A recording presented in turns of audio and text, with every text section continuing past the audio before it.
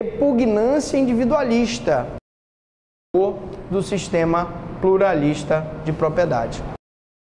E nós já aprendemos que realmente o pluralismo hoje ele deve ser absolutamente repudiado, né? Você tem que trabalhar em conjunto para que a gente possa, todo mundo junto, fazer o melhor para a sua sociedade. Daí porque o sistema pluralista de propriedade hoje é defendido através do condomínio. A comunhão pode ocorrer no direito de família. Por exemplo, eu tenho uma família, como eu expliquei ainda há pouco, então tem o pai e a mãe e 6 filhos. E é uma propriedade grande e ele divide aquela propriedade, dá um espaço para cada filho, e muitos fazem isso. Na China, numa sala como essa daqui, moram várias famílias, um apertadinho. Não pense que o pessoal lá na China não é como aqui, que é um apartamentão de quase 300 metros quadrados, moram 4 pessoas, 5 pessoas no máximo, né? E aí, nas obrigações indivisíveis, no sistema sucessório e no condomínio.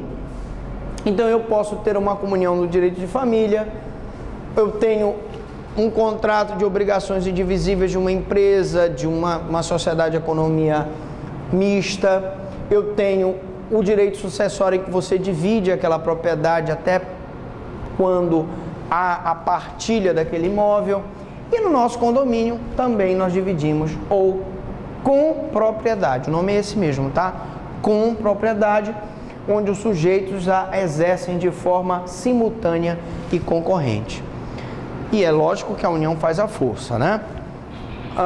O condomínio não é exclusivo da propriedade, pode ocorrer também entre titulares da enfiteuse. Então eu posso ter um condomínio na enfiteuse, no usufruto, no uso e na habitação. Exemplo, você tem, por exemplo, aquela pessoa que foi cedido para ela um lugar para ela morar, habitação. Ou você tem aquela pessoa que foi cedido aquele lugar para que ele use aquele lugar. Então ele pode, de acordo com a autorização do próprio proprietário, ele pode fazer uma comunhão daquela habitação, várias pessoas habitando aquela fazenda, várias pessoas habitando aquele condomínio, aquele prédio que está abandonado, várias pessoas usando. Eu tenho uma cooperativa em que várias pessoas vão usar aquele trator para arar a terra, para produzir a terra. Agora vamos um pouquinho da parte histórica. Histórico desse condomínio. No direito romano, a origem do condomínio é obscura, em razão de seu individualismo, procurando situá-lo na comunidade familiar. Então, como nos primórdios do direito romano, a noção de propriedade é uma noção absolutista, individualista, nós não vamos ter quase essa questão do condomínio, a não ser na figura do pater poder, né? do pater familias, que tinha o pater poder, o poder familiar, e ele então, como eu disse, pegava aquela grande propriedade romana e lá morava ele, os filhos, os netos e os bisnetos, todo mundo dividindo irmanamente aquela propriedade. Onde o fenômeno ocorria em virtude da sucessão hereditária. Então eu tinha uma grande propriedade romana, em que depois era dividida pelos 3 filhos, e depois era dividida por mais 6, e assim foram fracionando a propriedade. Como demonstra o Código Justiniano, onde o condomínio exercia seu direito como base no tamanho da propriedade. Então, se a propriedade fosse grande, eu teria um número maior de condôminos. Se a propriedade fosse menor, não teria como dividir. É o que acontece hoje, gente, no Rio Grande do Sul. O Rio Grande do Sul, Santa Catarina e o Paraná são estados, principalmente Santa Catarina, são estados pequenos, em que devido à colonização, durante muitos anos, aquela propriedade foi sendo transferida para os herdeiros legítimos e testamentários. O que era nos primórdios da colonização, onde chegaram os alemães, italianos, por exemplo, o que era uma propriedade de 100 hectares, sei lá, hoje é uma propriedade de 1 hectare. Porque ao longo de 100, 200 anos, aquela propriedade foi sendo transferida para os herdeiros legítimos e testamentários, foi sendo vendida às outras pessoas e foi sendo fragmentada. Era o que acontecia lá no direito romano. O sistema germânico o compreendia como comunhão de mão comum. E aí a gente vê como os bárbaros encaravam o condomínio. Condomínio, na verdade, vem dessa comunhão de mão comum, ou seja, o trabalho de várias pessoas em favor do todo. Não havendo comunhão da parte ideal, a propriedade era exercida por todos. Então eu tenho efetivamente um sistema comunal primitivo, em que todas aquelas pessoas são, entre aspas, condôminos proprietários diretos daquela coisa. Era a concepção do direito feudal, a coisa toda era objeto de uso e gozo comum. Claro, você vai me dizer, bom, professor, mas peraí lá no direito feudal, o senhor feudal é que era o dono da propriedade. É verdade. Mas quando não havia um senhor feudal e aquela propriedade era exercida por todos, eu tinha um condomínio, né, daquela propriedade. O direito pátrio ancorou-se na tradição romana, baseando o condomínio na fração ideal, onde afasta-se a ideia de personalidade jurídica, por não ser o caso, podendo existir, contudo, um gerente para administrar o bem comum. É a nossa noção atual de condomínio. Nós temos uma propriedade num prédio em que cada um de nós comprou um apartamento. Você mora no terceiro, ela mora no 10º, ele mora no 20º. E os nossos apartamentos estão assentados numa área que a gente chama área comum, onde tem a garagem, onde tem a piscina, onde tem a quadra de esporte, onde tem a churrasqueira, onde tem a sauna. Então, eu tiro essa noção de personalidade jurídica. Nós somos uma pessoa jurídica, hoje se exige que o condomínio tenha o CNPJ. Por quê? Porque você paga empregado, você paga imposto. Então o condomínio pode ser jogado, por exemplo, o nome no Serasa, pode ser executado a dívida ativa da Fazenda Pública, tá? Mas num primeiro momento afastou-se a ideia dessa personalidade jurídica. Mas no condomínio também eu posso ter um gerente para administrar o condomínio, a coisa em comum. Quem é esse gerente? É o síndico. Você tem um síndico, você pode ter um administrador, né? Você paga um contador, mas você tem que ter um administrador lá, uma pessoa que esteja vendo. Por exemplo, a quadra deu problema, aí vamos lá pintar a quadra. A garagem está precisando de uma pintura, vamos pintar a garagem. A bomba d'água deu problema, manda consertar. Então tem que ter um administrador, né? Essa pessoa é um gerente que tem como função administrar o bem comum. Atenção, olha o que eu falei. Administrar o bem comum significa que esse gerente vai chegar dentro da minha casa e vai administrar a parte interna? Não. É isso que você queria dizer? Lógico, é lógico, né? Professor, antes que eu entrou nesse tema aí, eu gostaria de perguntar. Bom, não, pergunte. O síndico, ele tem autonomia para adquirir assim, no sentido de querer interferir no caso de uma outra pessoa estacionar o carro na propriedade de um outro quando ele está viajando? Sim. Vamos lá. A pergunta é, o síndico pode interferir se você estacionar numa garagem alheia? Se você estacionar na garagem alheia sem autorização expressa do proprietário da garagem, o síndico pode interferir. Mas se os dois são próximos? Não, isso aí não. Se você tem uma autorização do dono da garagem para estacionar, senão viraria o caos, né?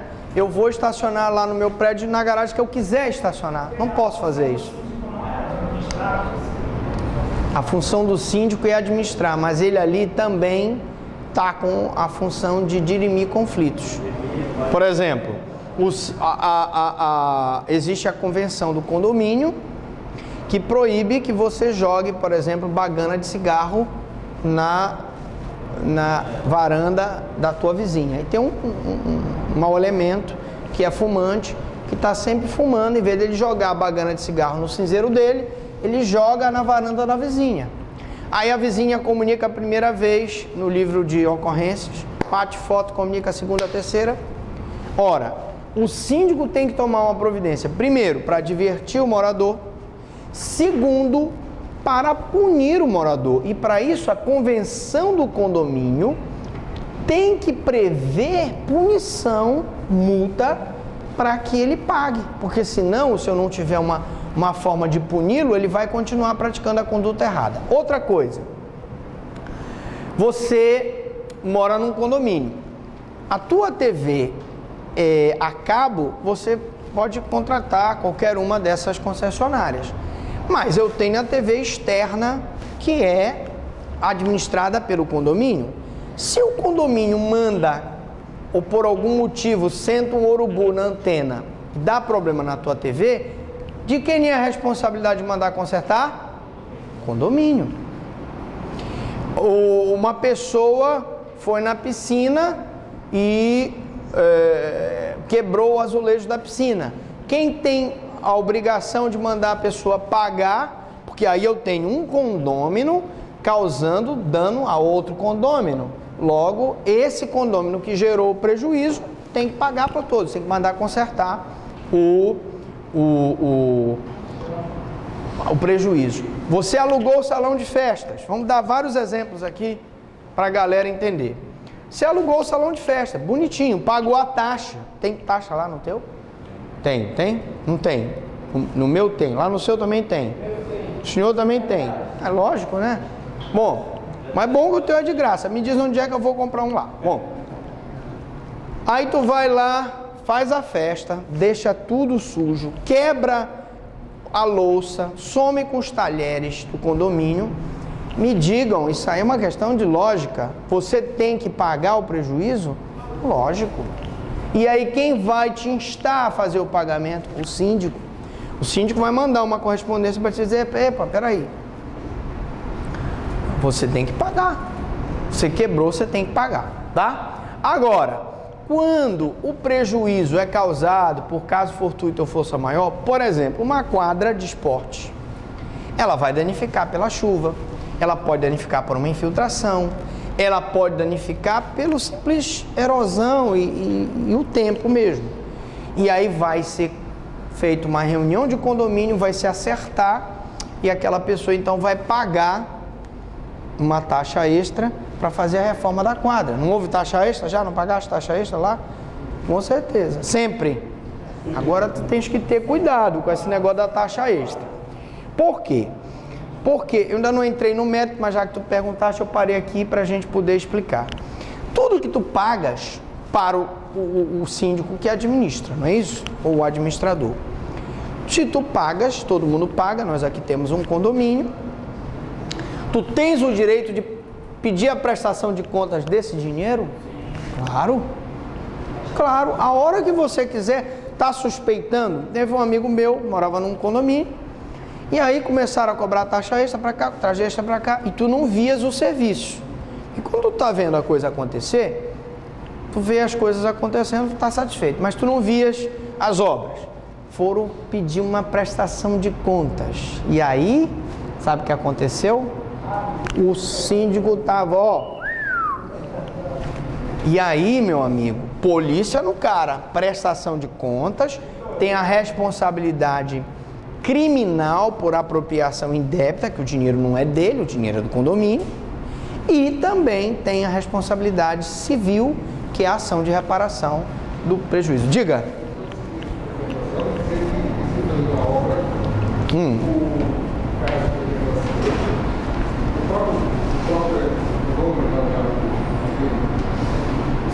Sim. Ao mesmo tempo, cai 5 engenheiro. Sim. Coloca uma taxa de engenheiro de R$3.000 para poder fazer a obra que é. Aí é que está, né? Aí a gente, se eu provar um favorecimento, se o meu síndico cobrou uma taxa acima do valor de mercado para justificar, porque ele engenheiro, ele vai fazer a obra, Evidentemente, se tu conseguires provar que está fora do valor de mercado, ele pode pedir a restituição, tá? Mas é lógico, se o cara é engenheiro, ele vai cobrar para poder fazer o serviço. Ele é condômino, mas ele também está trabalhando ali, né? E tal. Bom, direitos do condômino. Dentre alguns, decorrem das condições de proprietário, lógico, né? Ah, mas professor, eu só alugo lá. Eu sou só porceira, eu sou só locatária. Lógico, mas você como condômina também tem direito. Outros da condição de comunheiros pela coisa indivisa. O nome é esse, comunheiros, né? Bom, vamos lá. O uso livre da coisa comum só encontra limite na proibição de perturbar o uso da outra parte. Vamos trabalhar nesse aqui. Tu vais fazer uma festa, beleza, pagaste o salão lá, tranquilo, maravilhoso. Aí tu coloca o som lá em cima, para arrebentar. Faça isso, amigo. Você tem o direito de usar a coisa comum, mas isso encontra limite na proibição de perturbar a outra parte. Você vai fazer um churrasco? Vai fazer um churrasco, vai colocar, dissipar a fumaça pela chaminé. Se você resolve fazer um churrasco e a fumaça vai para o apartamento do vizinho, você está perturbando o uso da outra parte. Então o teu direito a partir daí é limitado. Coisa deve ser de uso de acordo com seu destino, natureza, proibindo-se o condômino o uso diverso da normal. Imaginemos que tu tens uma piscina lá no condomínio. Aí tu resolve criar tilápia na piscina. A piscina está desocupada. Epa, meu senhor, aqui não é criação de tilápia. Tem condomínios que são condomínios, eu estou dando um exemplo assim meio absurdo, mas para vocês entenderem aqui e fixarem. Tem condomínio, por exemplo, que é residencial. Você é advogado, você é engenheiro, você é médico. Aí cada um resolve colocar uma placa no condomínio, no seu respectivo apartamento. Tu fazendo a propaganda do teu escritório de advocacia, ela fazendo propaganda do escritório de engenharia. Essa moça é uma médica geriatra e tal, vai fazer a propaganda. Não pode isso, gente. Por quê? Porque está fora da uso diverso do normal. Não é um condomínio empresarial, não é um condomínio comercial, e por isso que algumas convenções trazem proibição, né? Concorrer com as despesas proporcionais e dívidas contraídas. Todo mundo tem que pagar o condomínio. Aquilo lá é um dinheiro que vai ser revertido em favor da nossa segurança, se tu tens segurança 24 horas, as obras que vão ser feitas, os nossos funcionários, que é o faxineiro, é a fulana, é a beltrana que eu tenho que pagar. E se tu não pagas, o condomínio tem que te executar. Tu não estás cumprindo com essa obrigação. Do mesmo modo que possui direitos aos frutos, não podendo, contudo, alienar individualmente a sua cota parte, enquanto não individualizada a coisa. Vamos falar um pouco desses frutos. Imaginemos, e aí tem muitos condôminos, e eu acho uma excelente ideia, tá? Não sou contra, sou a favor. Que, vocês já viram nesses prédios, a concessionária pede para colocar antena. Ou a concessionária pede para colocar uma propaganda, né? Coloca aquele outdoor enorme. A concessionária está te pagando 5, 10 mil por aquela antena lá. É uma espécie de servidão, olha aí. Então é uma servidão do teu direito de propriedade. Aqueles 5 mil tem que ser dividido para todo mundo, não vai para a mão do síndico. É um fruto que tu estás adquirindo pela locação daquele outdoor ou pela servidão daquela antena. E é uma boa, é uma fonte de renda, né? Eu não vejo, como disse, nada, não sou contra esse tipo de coisa. Então, outra coisa, alienar individualmente a sua cota parte enquanto não individualizada. Lógico, se tu tens um condomínio, enquanto eu não sei o que é teu, tu não individualizaste a tua parte, tu não podes alienar, porque na hora que tu alienares assim, tu pode estar lesando ele, que é teu limítrofe, teu vizinho. Pois não. Você falou sobre essa anteia, mas o dinheiro deve ser distribuído. De que forma? Querida, eu posso ter um desconto do valor do condomínio. Ou pode ser pagamento no caso água, se já está incluso no condomínio? Não, normalmente é o desconto do valor do condomínio. Se tu alugas, faz uma servidão para que a concessionária coloque uma antena de transmissão de dados no teu condomínio, esse valor influencia no valor da taxa que tu pagas condominial. Tá? Alright. Administração. As partes poderão administrá-lo conjuntamente ou por meio de um administrador. Então, tem aqueles condomínios que tem uma comissão condominial, tem aqueles condomínios em que tem só uma pessoa que é administrador, que vai administrar tudo. Então, tem a figura do administrador e tem a figura do síndico. Porém, é necessário que haja uma gerência, ainda que não exista hierarquia.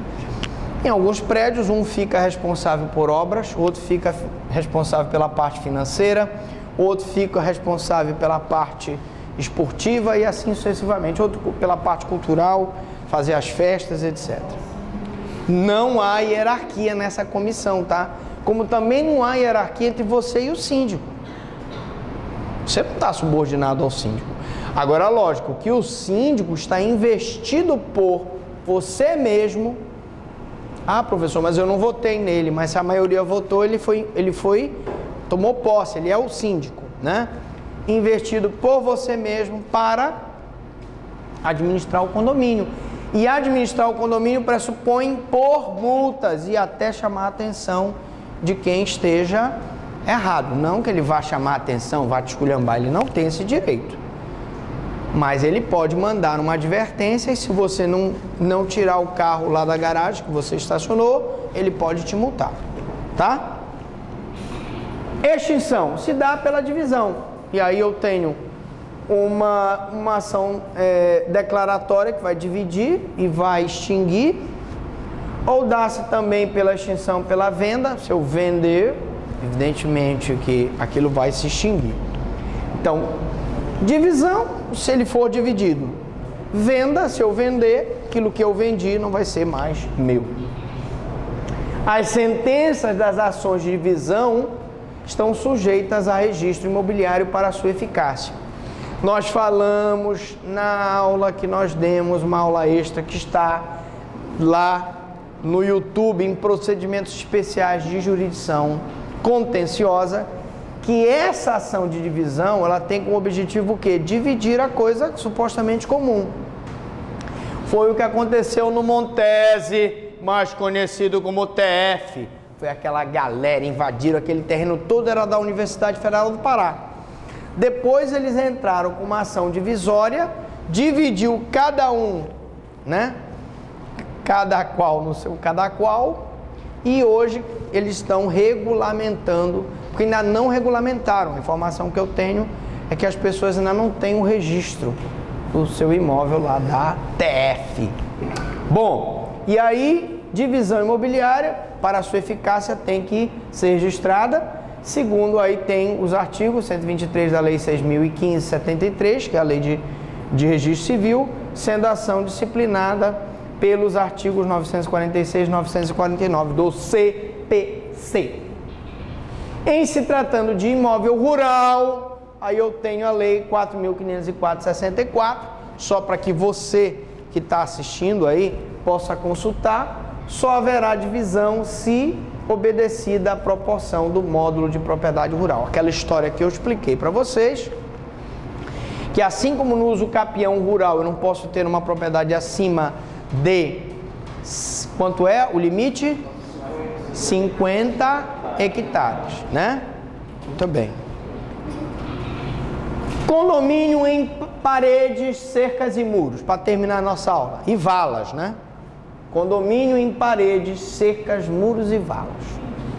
O proprietário que tiver direito a extremar o imóvel com paredes, cercas e muros, valas ou valados, tê-lo-á igualmente a adquirir a meação na parede. Então vocês veem esses condomínios horizontais, que não é obrigatório, não é permitido fazer a parede divisória, e aí nós temos aí os Grenvilles da vida, né? Mas na hora em que você quer extremar o imóvel, aquela parede, nem que seja um muro, como é que chama? Coloca o muro verde, como é que chama? Uma cerca verde, ela tem que ser extremada. E aquela cerca verde, ela tem que ficar na divisão do imóvel. Se você invadir o terreno do teu vizinho, você já está ensejando uma ação possessória, tá? Então ele tem direito de extremar paredes, cercas, muros, valas ou valados. Tê-lo-á igualmente adquirir a meação na parede. Outro problema que nós temos é quando o vizinho resolve, parede com parede, fazer uma janela. Não pode fazer isso, gente. Você tem aqui uma situação aqui, ó. Vou botar isso aqui para cá. Você tem aqui um imóvel parede com parede. Um é mais alto, outro é mais baixo. O telhado fica bem aqui. O cara resolve fazer uma janela bem aqui. Não pode. Porque a janela, ela vai passar a extremidade do imóvel. Pelo menos de forma aérea, né? Aí qual a solução? Duas coisas eu quero esclarecer.